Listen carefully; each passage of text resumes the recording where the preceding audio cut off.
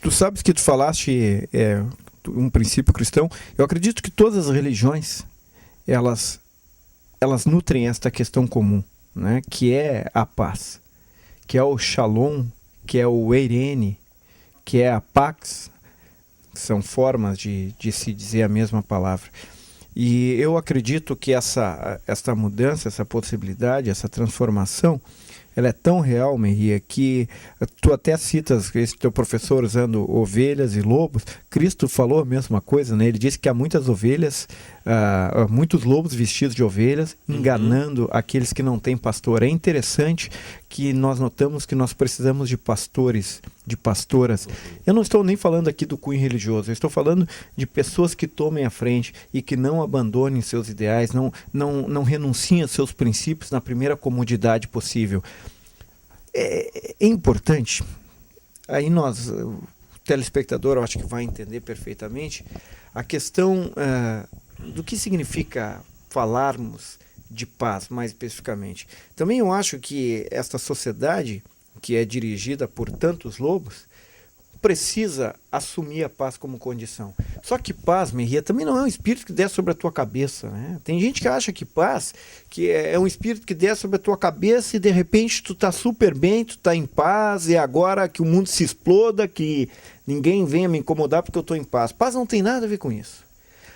Nós temos etimologicamente muitos erros de palavras, como se falava, por exemplo, o mulato.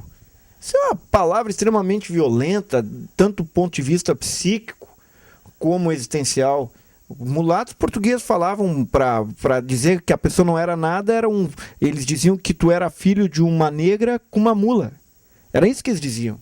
Os espanhóis usavam uma palavra diferente. Os portugueses eram extremamente pejorativos. É a mesma coisa que falar coitado. Chega e diz para uma criança, um caso de pedofilia, coitadinha. Coitado é quem sofreu o coito, quem perdeu a virgindade. Nós utilizamos palavras que, obviamente, alguém diz, isso não significa nada. Significam sim, se quem acredita mais numa questão de Jung, aí, do inconsciente coletivo, vai saber que nós temos arquétipos fundantes, inclusive na questão das palavras. A paz não é um espírito dessa sobre a minha cabeça. Por exemplo, se tu pegares paz em grego, é eirene, que significa alguém que é promotor, que promove alguma coisa que tu vai fazer. Tu quer que tenha paz na tua casa? Vai fazer alguma coisa. Faz alguma coisa para que haja paz. Instala o conflito. Já explico melhor essa história de instalar o conflito aí na sociedade. Em hebraico, todo mundo conhece a palavra shalom. O Papa aí que esteve, o Papa Francisco até usou muito a palavra shalom. A palavra shalom, ela vem de uma raiz, de um verbo shalá, que significa vida plena. Quando chega de shalom Adonai, Eliashim Shalabalaf. Tu está dizendo o seguinte, tu quer que alguém tenha uma vida plena. Tu estás querendo que o Merria viva bem e eu estou permitindo que tu viva bem. Não é um espírito que desce sobre a tua cabeça. Em latim era pax. E continua sendo.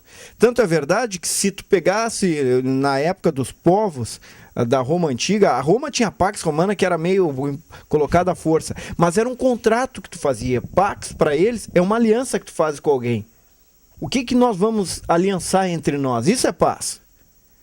No japonês, eu até peguei aqui uma folha e uma caneta. Eu vou fazer aqui em japonês para as pessoas verem. Dessas 4 línguas aí, o latim, o hebraico, o grego e o japonês, aqui eu não entendo nada, é o japonês, tá? Vamos lá. É assim, ó. Mais ou menos isso aqui. Deixa eu mostrar ali pro telespectador. Isso aqui é um ideograma. Eu não entendo nada de ideogramas, mas o que eu sei é que no Japão e alguns países orientais se usam ideogramas, que são o quê? Grafias que trazem ideias. Aqui nós temos 2 ideogramas que formam a palavra paz.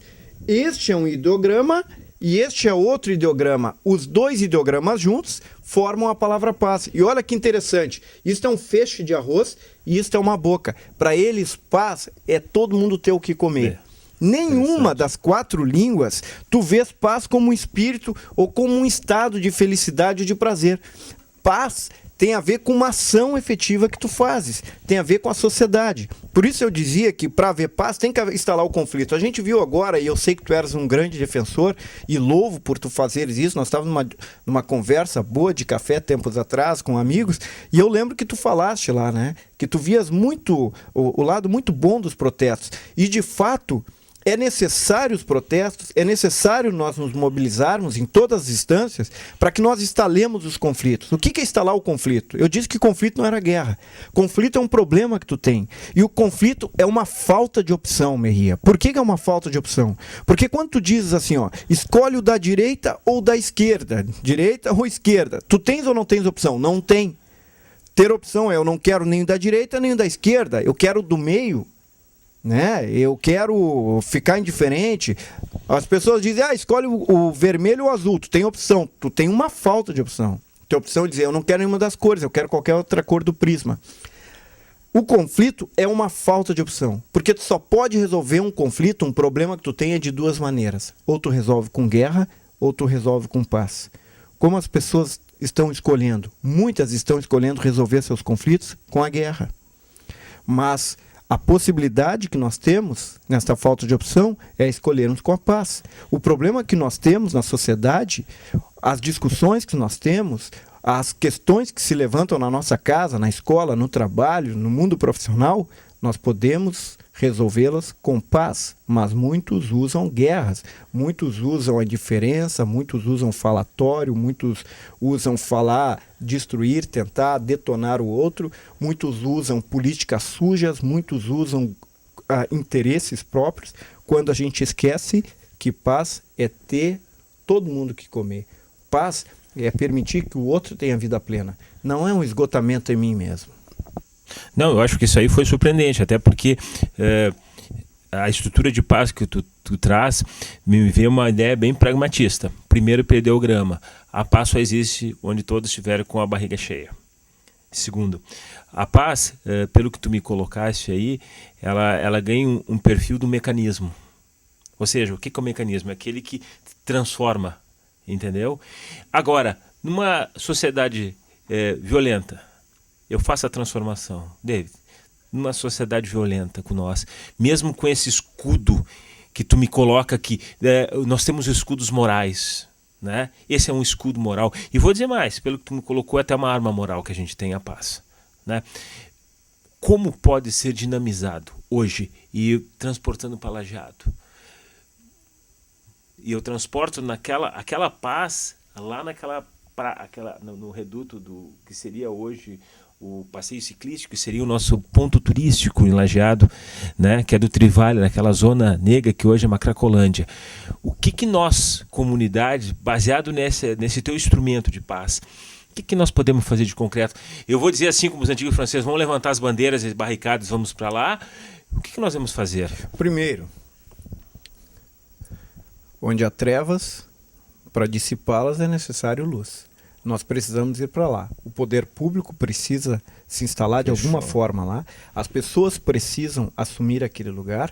As pessoas precisam começar a caminhar lá. As pessoas precisam começar a vivenciar. Uma das coisas, aquilo tu usaste é quase que um arquétipo da sociedade de Lajeado, um lugar da violência. Precisamente. Nós só precisamos, Merria, não há outra forma. E esse é um problema que nos incomoda, porque aí nós vamos começar a nos perguntar se nós queremos isso ou não.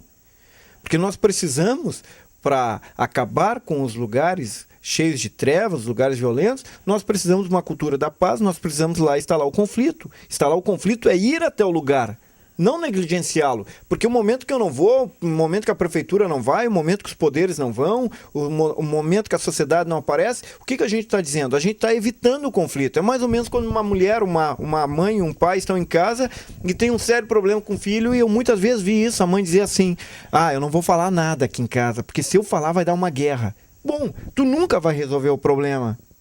Tu não pode esconder o problema, tu tens que colocar na mesa. E aí, os debatedores do problema terão que discutir como querem fazê-lo. Querem com paz? Tu pode ir lá no cantão e ter uma cultura de guerra. Tu pode ir lá tentar metralhar todo mundo, pode ir lá dar paulada em todo mundo.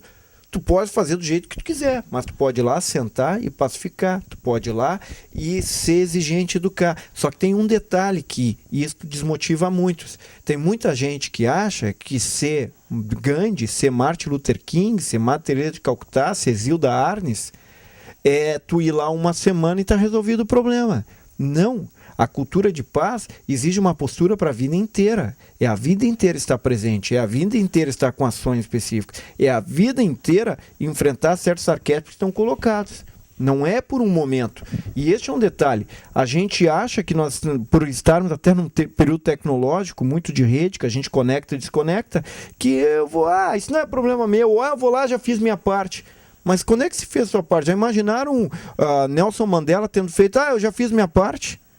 Puxa vida, isso é um princípio de vida, é um modelo de vida, é um modelo de vida resolutivo, que tu procura a resolução dos problemas. Sabe que tem um estudo muito interessante aí, eu sei que estamos chegando no tempo final aqui, porque eu estou olhando, que mostram que o brasileiro não busca a resolução dos seus problemas. Ele permite que as coisas estourem todas. Tu podes ver. Isso já começa, inclusive, quando nós temos problemas de pagamento de finanças. Não fala nada. Daí só depois, quando eu te cobro, tal. Daí tu não procura resolução antes. Olha, eu tô com uma dificuldade, eu tô com isso, com aquilo.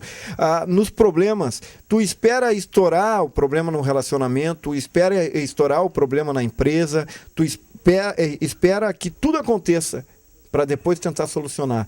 Nós precisamos ser resolutivos, e ser resolutivos é ter um princípio, uma equidade social, de justiça, é ter uma norma muito interessante em que nós procuramos resolver as coisas que estão erradas, nós procuramos tratar das coisas que estão erradas. Eu acho, Merria, só para encerrar aí, que nós tínhamos que ter uns testes para político, para quem quer ser político partidário. Era o seguinte: se a vida dessa pessoa é uma vida que busca resoluções, se ao longo da sua caminhada foi uma caminhada resolutiva. Caso contrário, vai fazer outra coisa, porque a gente precisa de gente que busca soluções. David, para finalizar, né, uma coisa que deixasse muito clara, assim, e eu concordo plenamente com tu disso, a gente tem que estar ciente de suas convicções e permanecer muitas vezes décadas dessas convicções para tentar mudar alguma coisa. E eu acho que as tuas palavras soaram muito bem, principalmente naquilo de nós lajadenses, né? Que vivemos em qualquer classe alta, média, baixa, seja lá no São José, seja ali no Hidráulica, seja no Alto do Parque, a gente tem um fundamento. A gente quer mudança, né? Então, para ti hoje, mais do que nunca, uma palavra. O que tu poderia dizer para nós lajadenses nessa questão da mudança e criminalidade? Eu acho o seguinte: para mudar, precisa se buscar paz e precisa se amar. Tu tem que ter amor. Tu tem que amar. Tem gente que diz assim, tu amou, tu é frouxo. Não, na verdade, aquele que ama é corajoso. E as pessoas medrosas, as pessoas que não querem enfrentar os problemas, estas não estão aperfeiçoadas no amor. Tem até uma passagem bíblica bonita que eu gosto, de São João, um dos caras que eu acho mais fantásticos aí, que motivou muitos a pensarem a partir dos seus ensinamentos. Ele diz o seguinte: no amor não existe medo, logo o perfeito amor lança fora todo medo, porque o medo implica castigo, e aquele que teme não está aperfeiçoado no amor. É necessário coragem, é necessário se amar, amar a vida, amar o próximo, e amar não é não ver problemas, amar é enxergar com profundidade, amar é se enraizar, é saber que eu tenho compromisso, e que eu só posso mudar a questão da violência na sociedade em Lajeado me comprometendo, amando a vida, me responsabilizando. Eu acho que é só David, a maneira possível. Infelizmente o programa acabou. Foi um prazer estar contigo e vamos até o próximo programa. Eu que te agradeço. Hoje Fala Jurídica termina aqui. Vocês viram e perceberam a intensidade do David, principalmente numa visão aguda do que é Lajeado. Permaneça com nós até o próximo programa no Fala Jurídica. Até mais.